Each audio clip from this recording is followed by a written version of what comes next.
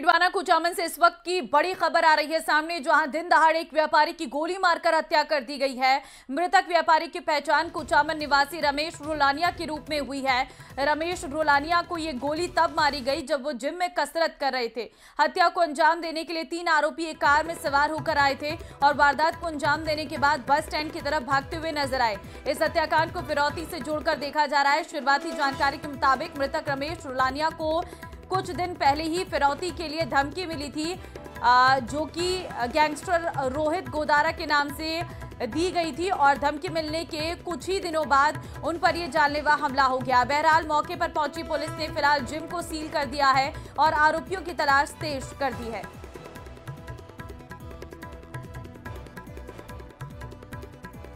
तो ये हम 2 फुटेज भी आपको दिखा रहे हैं और साथ ही व्यापारी की तस्वीर भी, जिसे आज मौत के घाट उतार दिया गया इन बदमाशों के द्वारा। 3 लोग बाइक पर सवार, माफ कीजिए, 3 लोग गाड़ी में सवार होकर आते हैं और उसमें से एक व्यक्ति जिम के अंदर आता है। जिम के अंदर आने के बाद वो सीधे सीढ़ियों से ऊपर चढ़ता है और अपने टारगेट को देखता है, यानी कि वो व्यापारी की खोज करता है और जैसे ही व्यापारी नजर आते हैं तो तुरंत सामने से गोली मार देता है। जिम में कसरत कर रहे बाकी लोगों को जैसे इस बात की भनक लगती है तो सभी लोग इधर उधर देखने लग जाते हैं, लेकिन तब तक आरोपी दबे पांव वापस सीढ़ियों के रास्ते जाने लगता है और आप देखिए गोली मारने के बाद वो फरार हो जाता है। जो विक्टिम है इसमें रमेश जी, ये आज सुबह यहाँ पे कुचामन कस्बे में जिम में गए थे और सुबह लगभग 5:30 पौने 6 के आसपास ये वारदात हुई है। कुछ नकाबपोश जिम के अंदर घुसे और उन्होंने फायरिंग की, जिसमें एक बुलेट इनके कंधे पर लगी थी और इलाज के दौरान उनकी मृत्यु हो गई। इसमें विधिक कार्रवाई अमल में लाई जा रही है, प्रकरण दर्ज किया जा रहा है। वो घटनाक्रम में कितने आरोपी थे उसके संबंध में अनुसंधान किया जा रहा है। संवाददाता प्रकाश इस वक्त हमारे साथ, उनसे अधिक जानकारी ले लेते हैं। प्रकाश, अभी तक पुलिस जांच में क्या सामने आ पाया है? जी, बताना चाहूंगा कि अभी तक पुलिस द्वारा अलग अलग टीमें गठित की गई है। वहीं कुचामन डीडवाना सहित आसपास के जिलों में भी पुलिस द्वारा नाकाबंदी की गई है।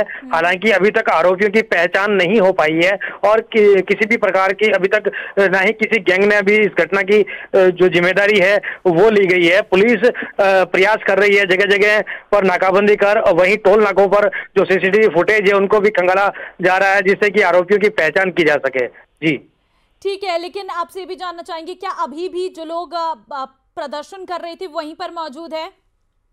जी, अभी तक बड़ी संख्या में जो लोग हैं, जो समाज के लोग और जो कुचामन शहर के व्यापारी हैं, वो अस्पताल के बाहर ही हैं। हालांकि अभी तक किसी प्रकार का धरना नहीं दिया गया है, लेकिन बड़ी संख्या में जो लोग हैं वो वहां पर इकट्ठे हो रखे हैं और साथ ही सभी जो व्यापारी हैं उन्होंने अभी तक कुचामन शहर का जो बंद का ऐलान किया था वो बंद जारी है और किसी प्रकार का भी परिजनों की तरफ से आधिकारिक रूप से कोई भी बयान सामने नहीं आया है। जी ठीक है, वाला क्या मांग है इन लोगों की?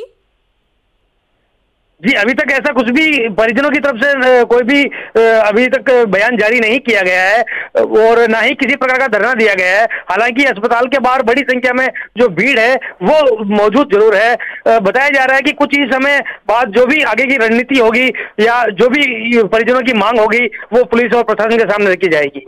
जी ठीक है, फिलहाल बहुत धन्यवाद आपका तमाम जानकारी देने के लिए। तो फिलहाल अभी इस पूरे मामले पर जांच की जा रही है। अभी तक परिजन भी इस पर कुछ भी बयान देते हुए नजर नहीं आ रहे हैं, लेकिन पुलिस की तफ्तीश जारी है। जगह जगह पर नाकाबंदी की गई है और जल्द से जल्द इन हत्यारों की गिरफ्तारी की मांग तेज हो गई है।